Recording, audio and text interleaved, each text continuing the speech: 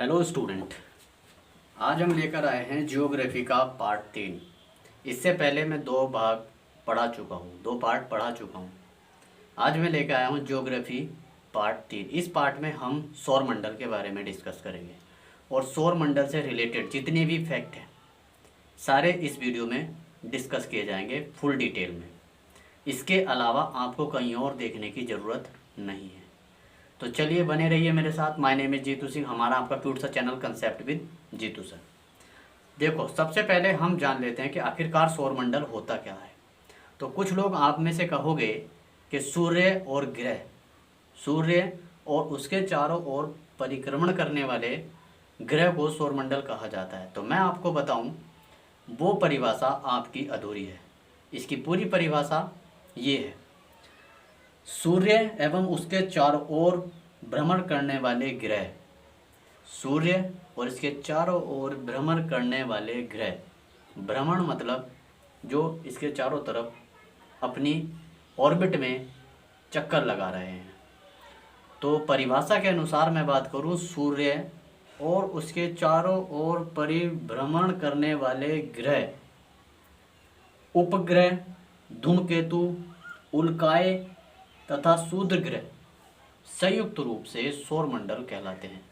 आप अपने नोट्स में नोट्स करते रहिए, इन बातों को नोट करिए। डेफिनेशन डाल के सौरमंडल की डेफिनेशन क्या लिखो: सूर्य एवं उसके चारों ओर परिभ्रमण करने वाले ग्रह, उपग्रह, धूमकेतु, उल्काएं एवं क्षुद्र ग्रह को संयुक्त रूप से सौरमंडल कहा जाता है।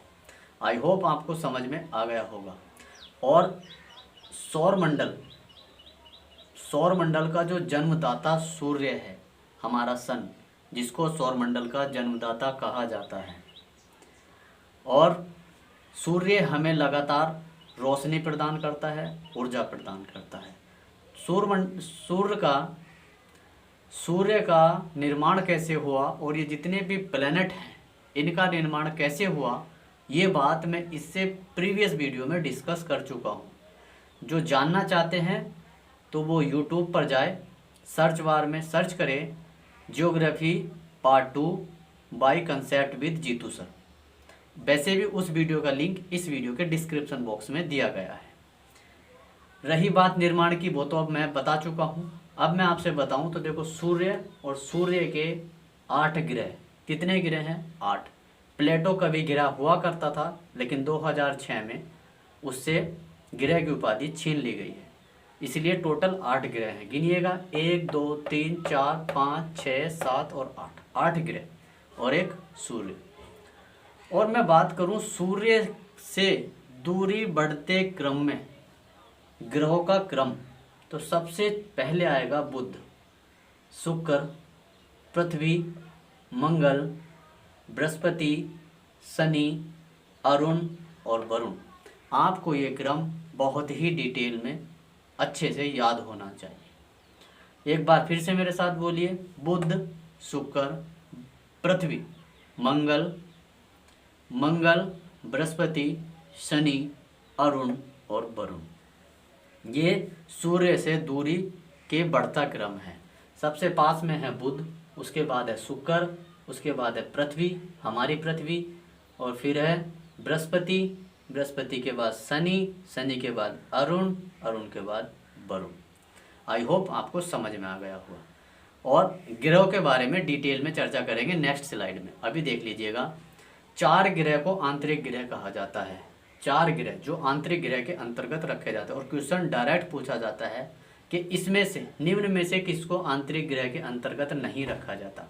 तो आपको आंतरिक ग्रह और बाह्य ग्रह में पता होना चाहिए। आंतरिक ग्रह 4 हैं: बुध, शुक्र, पृथ्वी और मंगल। ये 4 आंतरिक ग्रह के अंतर्गत आते हैं, जबकि बृहस्पति, शनि, अरुण और वरुण बाह्य ग्रह के अंतर्गत आते हैं। आंतरिक ग्रह को टेरेस्ट्रियल प्लैनेट्स भी कहा जाता है, टेरेस्ट्रियल प्लैनेट। और बाह्य ग्रह को जोबियन प्लैनेट कहा जाता है, जोबियन प्लैनेट। और ये जो आंतरिक ग्रह हैं इनका निर्माण भारी पदार्थों से हुआ है, इसीलिए सन के करीब में है। मैंने पिछली वीडियो में एक एग्जाम्पल दिया था कि अगर आप ईंट के ढेर के अंदर डायनामाइट लगा के विस्फोट करोगे तो उस ईंट के ढेर के असंख्य टुकड़े हो जाएंगे। जो टुकड़े भारी होंगे वे करीब में रहेंगे और जो टुकड़े हल्के होंगे वे दूर रहेंगे। इसलिए इनका मास इनसे ज़्यादा है। इनमें से अधिकतर तो गैसों के गोले हैं, जबकि ये ठोस ग्रह कहा जाता है और ये सूर्य से सबसे निकट है। आई होप आपको इतना समझ में आ गया होगा। अब जो मेरा सिलेबस होगा, मैं सिलेबस के अनुसार आपको पढ़ा रहा हूँ। तो मैंने क्या बताया, सबसे पहले मैंने ब्रह्मांड पढ़ाया, ब्रह्मांड में आकाश गंगा पढ़ाई, आकाश गंगा में आज मैं सौरमंडल पढ़ा रहा हूँ, सौरमंडल में फिर सूर्य पढ़ाऊँगा, सूर्य के बाद फिर मैं पृथ्वी पढ़ाऊँगा और फिर पृथ्वी के अंदर चलेंगे, पृथ्वी का स्थल भाग को देखेंगे, पृथ्वी के एटमॉस्फेयर को देखेंगे और पृथ्वी के आंतरिक भाग को देखेंगे। इसी तरीके से पूरे भूगोल को कवर करेंगे। तो सिलेबस के अनुसार बने रहिए मेरे साथ। और मैं आपसे बताऊं तो आकार के हिसाब से अगर बात करें, अभी मैं डिटेल में डिस्कस करूंगा भाई ग्रह के, लेकिन फिर भी मोटा मोटा देख लीजिए।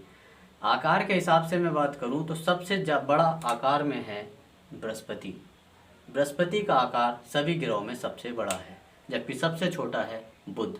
लेकिन क्वेश्चन ये पूछा जाता है कि अगर प्लेटो को भी ग्रह का दर्जा दिया जाता है तो पूरे सौरमंडल में सबसे छोटा ग्रह कौन सा है, तब आप प्लूटो को लगाओगे, क्योंकि प्लूटो बुध से भी छोटा ग्रह माना जाता है, हालांकि वह है ग्रह नहीं है। तो सबसे बड़ा है तुम्हारे पास बृहस्पति, फिर शनि, अरुण और वरुण। देखो आकार के हिसाब से जिसका आकार बड़ा होगा तो ये मान लीजिए कि उसका द्रव्यमान भी ज़्यादा होगा, उसका वजन भी ज़्यादा होगा और उसका घनत्व भी ज़्यादा होगा। मान लीजिए, जबकि ऐसा साइंटिस्ट में साइंस की भाषा में देखो तो कुछ हद तक गलत हो सकता है, लेकिन फिर भी मान लीजिए कि मान लो जिसका आकार बड़ा है तो उसका द्रव्यमान भी ज़्यादा है और उसका घनत्व भी ज़्यादा है। तो द्रव्यमान, आकार और घनत्व तीनों के आधार पर अगर सीक्वेंस में लगाया जाए तो सबसे बड़ा होगा बृहस्पति, उसके बाद शनि, अरुण और वरुण। फिर आप रिवर्स में ले लो पृथ्वी के साथ, पृथ्वी के बाद शुक्र के बाद ये वाला ले लो मंगल और मंगल के बाद बुध। द्रव्यमान के अनुसार मैं बात करूँ, सबसे ज़्यादा द्रव्यमान, फिर इससे कम, फिर उससे कम, फिर उससे कम, फिर पृथ्वी के बाद शुक्र के बाद मंगल के बाद बुध। घनत्व के आधार पे भी सबसे ज़्यादा बृहस्पति, फिर उससे कम शनि, उससे कम अरुण, उससे कम वरुण, फिर पृथ्वी, फिर शुक्र के बाद मंगल के बाद बुध। आई होप आप समझ गए होंगे। इन तीनों का सेम है और डायरेक्ट क्वेश्चन पूछा जाता है कि द्रव्यमान के आधार पर सूर्य से या द्रव्यमान के आधार पर इनमें सबसे बड़ा ग्रह कौन सा है या दूसरा सबसे अधिक भारी ग्रह कौन सा है, ये सब बातें पूछी जाती है। तो द्रव्यमान, आकार, घनत्व, इन तीनों में एक सीक्वेंस याद रखिए, इधर से उल्टा चलाओ, फिर वापस आने पर इससे स्टार्ट करो, ऐसे जाओ, इससे पहले इसको ले लो। सबसे पहले बृहस्पति, शनि, अरुण और वरुण, फिर पृथ्वी का शुक्र के बाद मंगल के बाद बुध। और मैं दूरी के हिसाब से बात करूं, देखो अब मैं बात करूंगा दूरी या वेग, मतलब स्पीड जो चारों तरफ चक्कर लगा रहे हैं उसके हिसाब से अगर मैं बात करूं तो ये सीक्वेंस सही है। सबसे पहले लगेगा तुम्हारे पास, अगर मैं दूरी के हिसाब से बात करूं या सीक्वेंस, तो क्या करेंगे, बुध, शुक्र, पृथ्वी, मंगल, बृहस्पति, शनि, अरुण और वरुण। ये आप याद रखिए। दूरी या वेग के अनुसार अगर वो बात करेगा तो ये सीक्वेंस सही है, और द्रव्यमान, आकार और घनत्व के आधार पे बात करेगा तो आपको ऐसे चलना है, फिर रिवर्स में ये फिर ये। आई होप आप समझ गए होंगे। और हाँ, ये शूद्र ग्रह कोई ग्रह नहीं है। कभी आप ये सोचो कि ये शूद्र ग्रह भी कोई ग्रह नहीं है। शूद्र ग्रह मैंने परिभाषा में बताया था कि शूद्र ग्रह उल्काएँ, धूमकेतु और ग्रह उपग्रह के संयुक्त रूप को सौरमंडल कहा जाता है।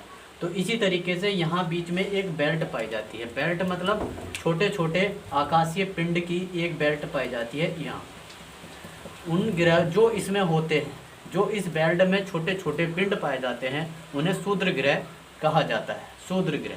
तो याद रखिए शूद्र ग्रह किन दो ग्रहों के बीच में मिलते हैं? बृहस्पति और मंगल के बीच में। बृहस्पति और मंगल के बीच में एक शूद्र ग्रह की बेल्ट पाई जाती है, छोटे छोटे आकाशीय पिंड की बेल्ट पाई जाती है, उन्हें शूद्र ग्रह कहा जाता है। देखो हम पढ़ रहे हैं सौरमंडल। सौरमंडल ध्यान से देखो।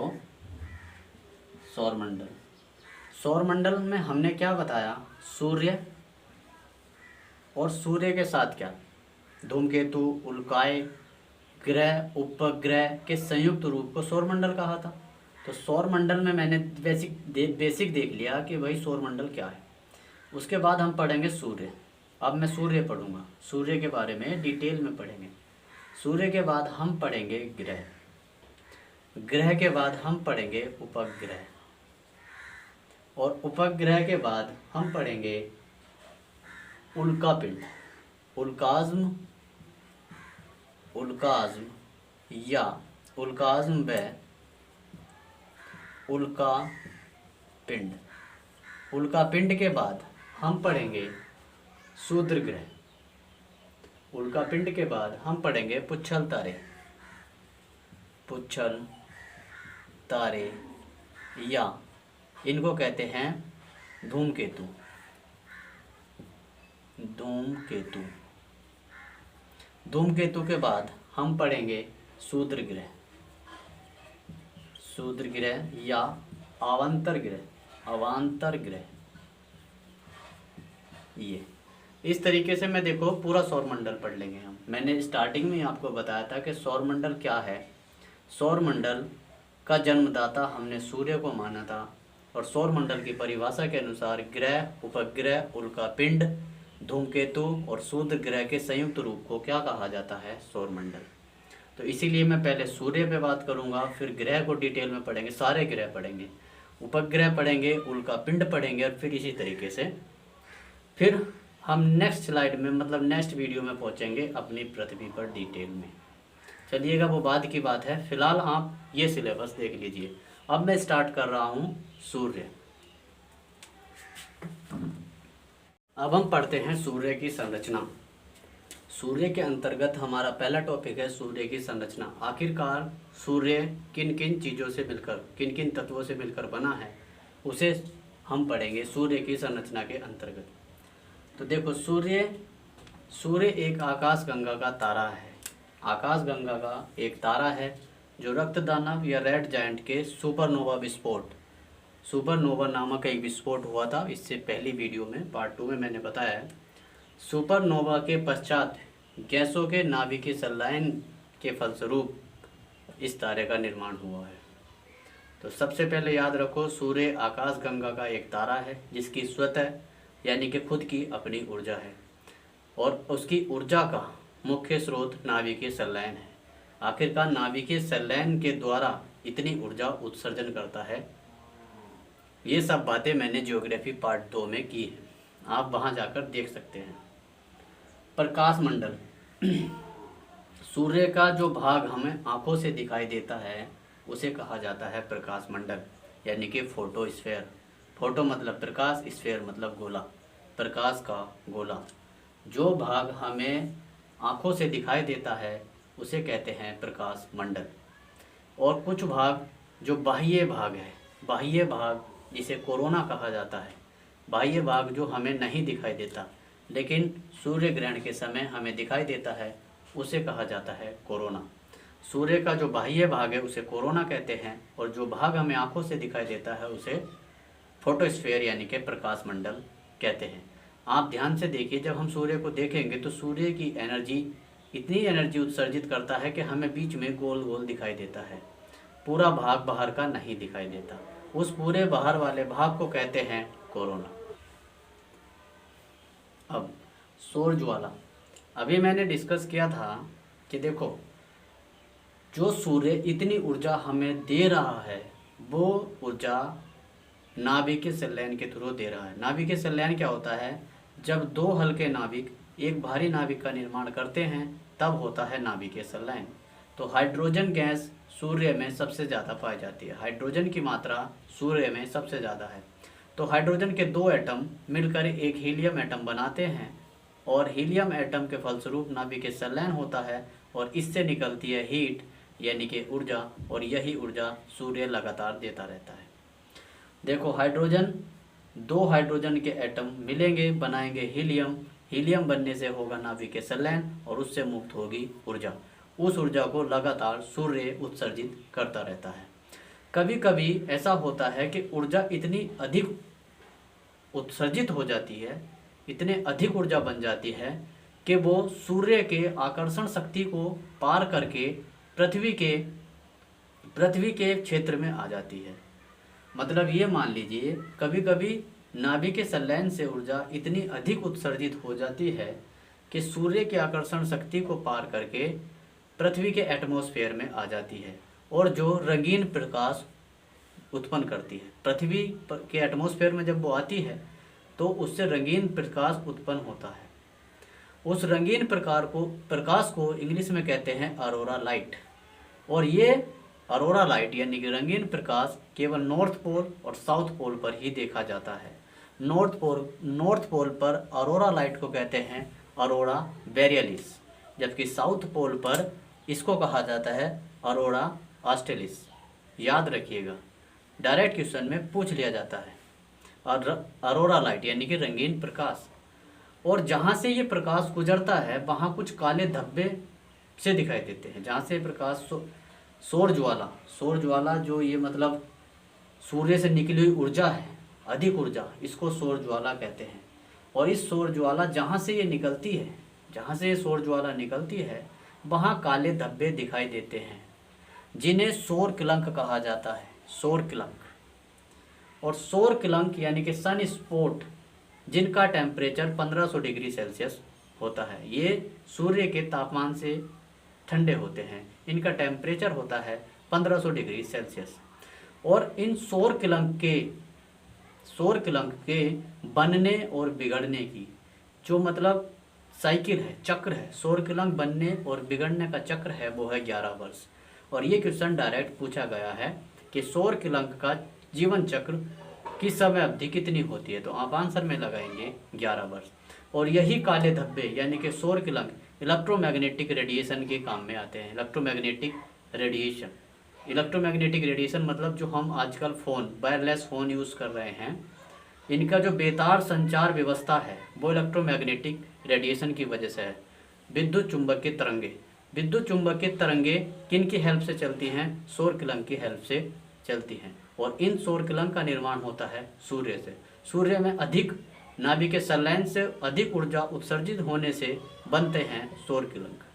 और अब हम पढ़ेंगे नेक्स्ट स्लाइड में सूर्य से संबंधित कुछ विशिष्ट तथ्य, जैसे सूर्य का द्रव्यमान कितना है, सूर्य का पृथ्वी से दूरी कितनी है, सूर्य की पृथ्वी तक पहुंचने में प्रकाश को कितना समय लगता है, तलीय घनत्व कितना है, तलीय गुरुत्व कितना है, और रासायनिक संगठन कैसा है, कितना टेम्परेचर है। कुछ विशिष्ट तथ्य जो डायरेक्ट क्वेश्चन में पूछे जाते हैं, अब हम वो पढ़ेंगे।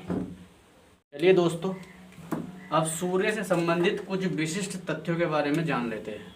कुछ विशिष्ट तथ्य, तो देखो सबसे पहला फैक्ट है सूर्य से न्यूनतम दूरी। पृथ्वी से न्यूनतम दूरी, सूर्य की पृथ्वी से न्यूनतम दूरी कितनी है? 14.70 करोड़ किलोमीटर, यानी कि 14 करोड़ 70 लाख किलोमीटर न्यूनतम दूरी।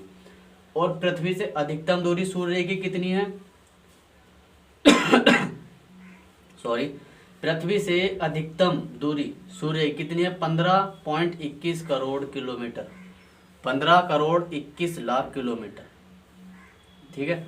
और पृथ्वी से माध्य दूरी यानी कि एवरेज डिस्टेंस की मैं बात करूँ तो वो है 14.98 करोड़ किलोमीटर, यानी कि 14 करोड़ 98 लाख किलोमीटर। अब आप ये सोच रहे होंगे कि सर ये माध्य दूरी और अधिकतम दूरी और न्यूनतम दूरी क्या है? तो देखो मैं आपको समझाऊं, मैं यही समझा देता हूँ। देखो जैसे मान लो ये सन है, ये हमारा सन है, और सन के चारों ओर आप जानते हैं कि पृथ्वी एक ऐसे ऑर्बिट में रिवॉल्व कर रही है, ऐसे मूव कर रही है। तो देखो ये ऑर्बिट पूरा गोल नहीं है, ये ऑर्बिट पूरा गोल नहीं है। देखो यहाँ डिस्टेंस ज़्यादा है और यहाँ डिस्टेंस कम है। तो ये है न्यूनतम दूरी और ये है अधिकतम दूरी। तो यही बात उसने कही, अधिकतम दूरी कितनी है 15.21 करोड़ किलोमीटर और न्यूनतम दूरी कितनी है वो है 14.70 करोड़ किलोमीटर। ठीक है। और जब हम आगे पृथ्वी की गतियां पढ़ेंगे उसमें डिटेल में इस बात को डिस्कस करेंगे। आप याद रख लीजिए कि ऑर्बिट पूरी तरीके से गोल नहीं है, तो जहां ये डिस्टेंस कम है वहां न्यूनतम और जहां डिस्टेंस ज़्यादा है वहां अधिकतम। फिर इन दोनों का एवरेज निकाला तो 14.98 करोड़ किलोमीटर आया। आई होप आप समझ गए होंगे। अब देखो सूर्य का व्यास, व्यास कितना है याद रखो 13,92,000 किलोमीटर। डायरेक्ट ये क्वेश्चन एग्जाम में पूछ लिए जाते हैं, 13,92,000 किलोमीटर। और आयतन कितना है पृथ्वी से 13 लाख गुना अधिक, और पृथ्वी का कितना है वो अभी हम नेक्स्ट स्लाइड में बताएंगे। तो पृथ्वी से 13 लाख गुना अधिक है आयतन सूर्य का, इतना याद रखो। और द्रव्यमान पृथ्वी से 3,32,000 गुना अधिक है द्रव्यमान, किसका सूर्य का। तलीय गुरुत्व पृथ्वी से 28 गुना, गुरुत्व मतलब ये गुरुत्वाकर्षण शक्ति खींचने की क्षमता। जैसे अगर मैं पृथ्वी की बात करूँ तो पृथ्वी का कितना 9.8 मीटर पर सेकंड का स्क्वायर, सेम ऐसे ही उसका 28 गुना ये है। यानी कि इसका आकर्षण, सूर्य की आकर्षण शक्ति पृथ्वी की आकर्षण शक्ति से 28 गुना अधिक है। ठीक है भाई। केंद्रीय घनत्व 100 ग्राम प्रति सेंटीमीटर है, घन सेंटीमीटर। मतलब तुम क्या करो 1 सेंटीमीटर क्यूब का कोई पीस निकाल दो, 1 सेंटीमीटर ऐसे, 1 सेंटीमीटर गहरा और 1 सेंटीमीटर चौड़ा। कोई तुमने एक ऐसा पीस उठा लिया मान लो ऐसा, ये तो इसका जो वेट होगा वो 100 ग्राम है, इतना इसका वजन है केंद्रीय घनत्व। और ये क्वेश्चन पूछा गया है एग्जाम में, सूर्य का केंद्रीय घनत्व 100 ग्राम प्रति घन सेंटीमीटर है। ठीक है भाई। अब रासायनिक संगठन की बात कर लो, केमिकल कॉम्पोजिशन कैसा है सन का, कैसे कैसे। तो मैंने सबसे अभी बताया था हाइड्रोजन 71%, हीलियम 26.5% और अन्य तत्व 2.5%। हाइड्रोजन सबसे ज़्यादा मात्रा में है और हाइड्रोजन हीलियम में लगातार बदल रही है जिससे ऊर्जा उत्सर्जित हो रही है। ठीक है भाई। तापमान बात कर लो तो देखो फोटोस्फीयर क्या होता अभी मैंने डिस्कस किया था। फोटोस्फीयर होता जो भाग हमें आंखों से दिखाई देता है सूर्य का, वो फोटोस्फीयर है। उसका तापमान कितना है 600 डिग्री सेल्सियस। और केंद्रीय ताप, जो केंद्र का ताप है वो 15 मिलियन डिग्री सेल्सियस है। और सूर्य के धब्बे जो सौर ज्वाला निकलती है उसका जो ताप है वो 1500 डिग्री सेल्सियस है। मैं भी पहले भी डिस्कस कर चुका हूँ। सूर्य ऊर्जा कितनी उत्सर्जन करता है, ऊर्जा होती है 10 की पावर 26 जूल प्रति सेकंड। एक सेकंड में 10 की पावर 26 जूल ऊर्जा उत्सर्जित होती है सूर्य के द्वारा। केंद्रीय दबाव कितना है 1 अरब एटमॉस्फेयर। सूर्य की आयु याद रखिए 5 बिलियन वर्ष, लगभग 5 बिलियन वर्ष। फिर सूर्य का क्या होगा, सूर्य में विस्फोट होगा, जैसा कि मैं ज्योग्राफी पार्ट 2 में डिस्कस कर चुका हूँ। सूर्य में एक विस्फोट होगा, विस्फोट होने के बाद ये ब्लैक होल में समाहित हो जाएगा। 5 बिलियन वर्ष सूर्य की आयु लगभग। सूर्य के प्रकाश को पृथ्वी तक पहुंचने में कितना समय लगता है, बहुत इंपॉर्टेंट क्वेश्चन है। तो देखो याद रखो 8 मिनट 18 सेकंड लगते हैं पृथ्वी तक पहुंचने में सूर्य के प्रकाश को। क्योंकि सूर्य के प्रकाश की अगर मैं चाल की बात करूं तो सूर्य के प्रकाश की चाल है 3 × 10 की पावर 8 मीटर पर सेकंड की स्पीड से सूर्य का प्रकाश चलता है। आई होप आप समझ गए होंगे। और अब मैं डिस्कस करूंगा अपना नेक्स्ट टॉपिक ग्रहों के बारे में, और ग्रहों में एक एक ग्रह को डिटेल में डिस्कस करेंगे। अब हम पढ़ते हैं ग्रह यानी कि प्लैनेट्स। तो देखो हम पढ़ कैसे रहे हैं पहले तो वो देखो अपने सिलेबस के अनुसार। देखो हम पढ़ रहे हैं सौर मंडल में हमें क्या क्या पढ़ना है भाई। तो देखो हमें पढ़ना है सूर्य के बाद हमें पढ़ना है ग्रह और उपग्रह। मैं एक ही साथ पढ़ाऊंगा।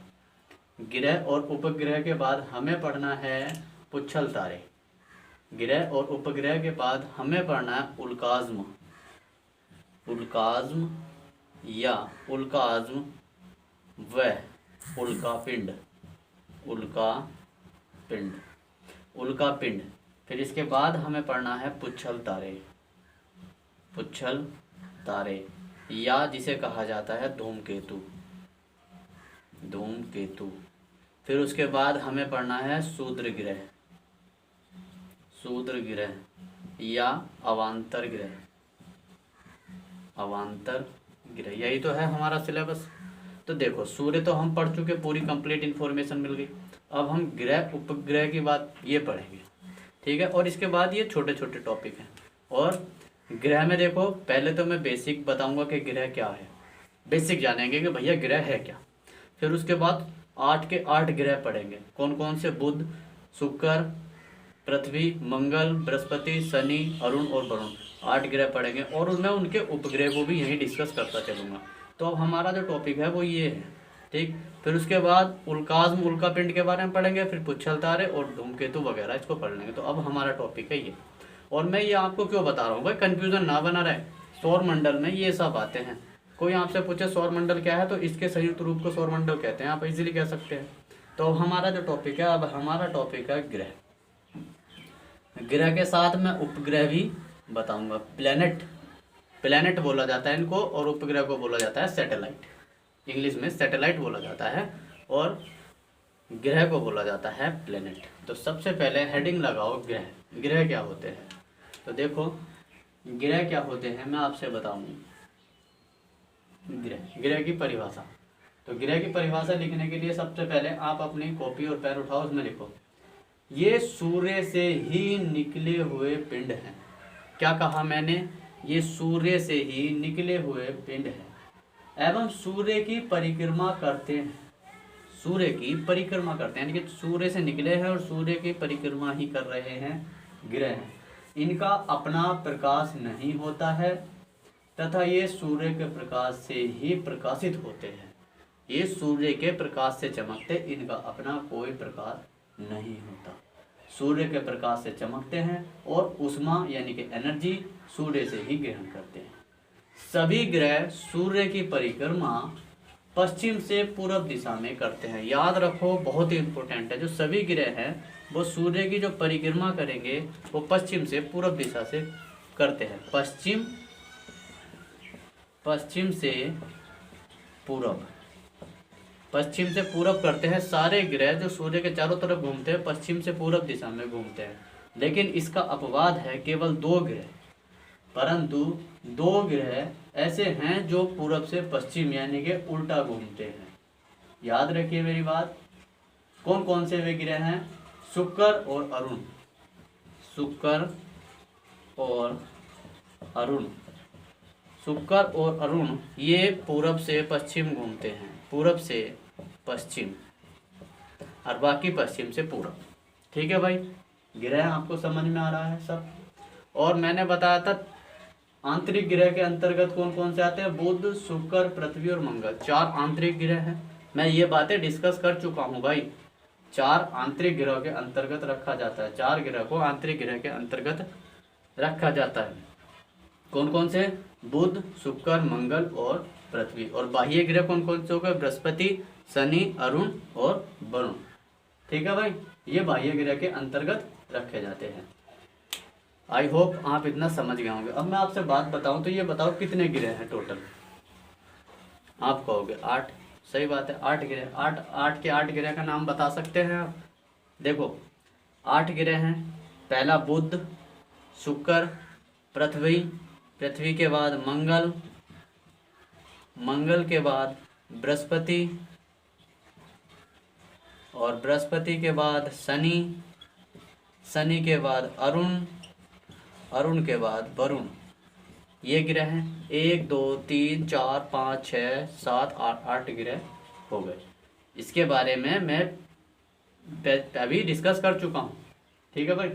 अब देखो यहाँ हमने पढ़ लिया। अब हम थोड़ा सा उपग्रह के बारे में जान लेते हैं। उपग्रह के बारे में जान लेते हैं। तो देखो उपग्रह की परिभाषा के अनुसार अगर मैं बात करूं तो देखो, लिखो, अच्छी डेफिनेशन लिखवाऊंगा। ये वे आकाशीय पिंड हैं, उपग्रह के बारे में लिखो, ये वे आकाशीय पिंड हैं जो अपने ग्रहों की परिक्रमा करते हुए, अपने ग्रह की परिक्रमा करते हुए सूर्य की भी परिक्रमा करते हैं। मतलब उपग्रह अपने ग्रह की परिक्रमा करते हैं। जैसे मान लो पृथ्वी, ये मान के चलो ये है सन।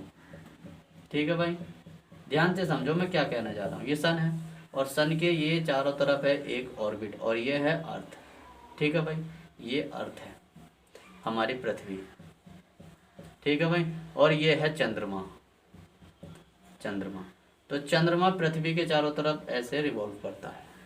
तो देखो चंद्रमा इसका उपग्रह है पृथ्वी का, क्योंकि ये पृथ्वी के चारों तरफ घूम रहा है और घूमते घूमते पृथ्वी तो देखो आगे यहाँ तक आएगी, तो ये भी ऐसे घूमते घूमते इसके मतलब पृथ्वी के चारों तरफ तो घूमेगा, लेकिन जब पृथ्वी पूरे सूर्य के चारों तरफ घूम रही तो ये भी सूर्य के चारों तरफ घूमेगा, लेकिन पृथ्वी की परिक्रमा करते करते सूर्य के भी चारों तरफ घूमेगा, लेकिन अपना एक रिवॉल्यूशन यहाँ कंप्लीट करेगा। पृथ्वी यहाँ पहुँचेगी तो यहाँ कंप्लीट करेगा, यहाँ पहुँचेगी तो यहाँ कंप्लीट कर देगा। इस तरीके से यहाँ भी तो देखो चंद्रमा भी पूरा सूर्य की तरफ आ गया और पृथ्वी भी। तो मैंने क्या कहा कि ये भी आकाशीय पिंड है जो अपने ग्रह की परिक्रमा करते हैं एवं अपने ग्रह के साथ साथ सूर्य की भी प्रदक्षिणा करते हैं। सही है, और ग्रहों की भांति इनका भी अपना कोई प्रकाश नहीं होता, कोई चमक नहीं होती, कोई ऊर्जा नहीं होती। ये सूर्य से प्रकाश ग्रहण करते हैं और सूर्य से ही ऊर्जा ग्रहण करते हैं। आई बात समझ में। और जब मैं ग्रह पढ़ाऊंगा बुध तो मैं इसके उपग्रह बताऊंगा, जब हालांकि इसका कोई उपग्रह नहीं है, जिस ग्रह के उपग्रह हैं मैं उसके बारे में वहीं पर डिस्कस कर दूंगा। समझिएगा मेरी बात को। तो मैं ग्रह पढ़ाऊंगा तो हम अब पढ़ाएंगे, जैसे मान लो नेक्स्ट स्लाइड आएगी उसमें हम बुध के बारे में डिस्कस करेंगे, तो बुध की होल डिटेल मतलब पूरी डिस्कस होगी। फिर शुक्र की, इसी तरीके से हर बात को डिस्कस करते चलेंगे और वहीं पे उनके उपग्रह को भी पढ़ते चलेंगे। अब हम पढ़ते हैं प्लूटो के बारे में। प्लूटो, प्लूटो का नाम आप सबने सुन रखा होगा, प्लूटो।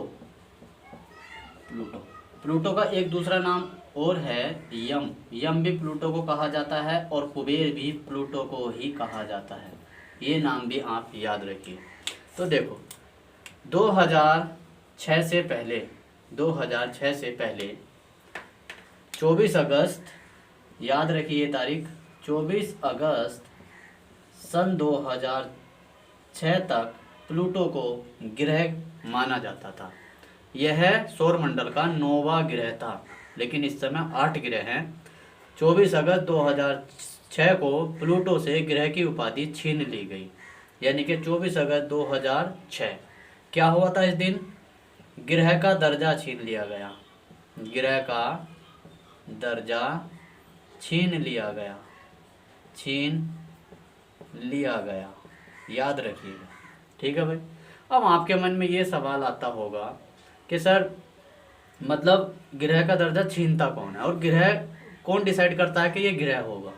तो आप याद रखिए, एक अंतर्राष्ट्रीय स्तर पर एक संगठन है जिसका नाम है IAU, international astronomical union. International astronomical union, astronomical union. तो देखो ये अंतर्राष्ट्रीय स्तर पर एक यूनियन है, एक संगठन है जिसमें दुनिया भर के साइंटिस्ट पार्टिसिपेट करते हैं और ये डिसाइड करते हैं कि कौन ग्रह होना चाहिए और कौन ग्रह नहीं होना चाहिए, और एस्ट्रोनॉमी की पूरी डिटेल इनके पास होती है। ठीक है भाई। और मैं बात करूँ, इसका हेडक्वार्टर है पेरिस में, पेरिस फ्रांस। इससे रिलेटेड क्वेश्चन भी पूछ लिया जाता है। पेरिस फ्रांस में है इसका हेडक्वार्टर, और जो इसकी स्थापना हुई थी वो हुई थी 1919 में। 1919 में हुई इसकी स्टेबलाइजेशन। स्टेबलाइजेशन मतलब स्थापना। इस संगठन की स्थापना कब हुई? 1919 में, और पेरिस फ्रांस में है इसका हेडक्वार्टर।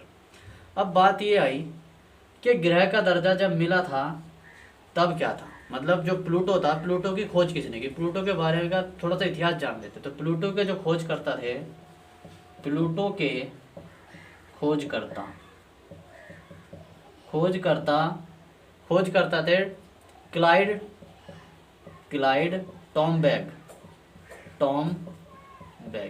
टॉम्बैक ने इसकी खोज की थी। कब की थी? 1930 में। 1930 में क्लाइड टॉम्बैक ने प्लूटो की खोज की थी। याद रखिए, प्लूटो की खोज किसने की? क्लाइड टॉम्बैक ने। कब की थी? 1930 में। अब प्लैनेट मतलब जो ग्रह है, ग्रह होने के लिए सभी क्या कंडीशन होनी चाहिए, तो एक दूसरा पॉइंट है ग्रह होने की कंडीशन। ग्रह होने की कंडीशन, क्या कंडीशन होनी चाहिए, तो देखो एक तो गुरुत्व होना चाहिए, गुरुत्व होना चाहिए, ठीक है भाई, पहली बात। दूसरी बात, गोलाकार होना चाहिए, गोलाकार ठोस पिंड होना चाहिए, और सूर्य का चक्कर लगाना चाहिए, सूर्य का चक्कर लगाता हो, चक्कर लगाता हो।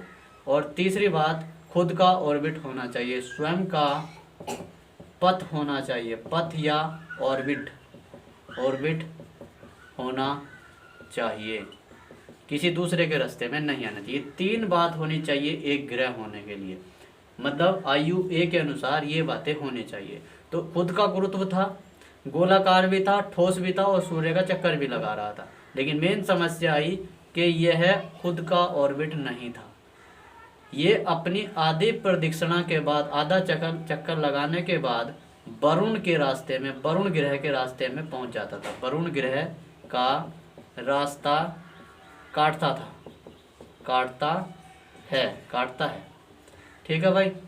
तो ये दूसरे ग्रह के रास्ते में जा रहा है, तो इस वजह से, इस कंडीशन की वजह से इससे ग्रह का दर्जा छीन लिया गया। आई बात समझ में। अब एक बात और याद रखो, मैं आपको यही समझाता हूँ।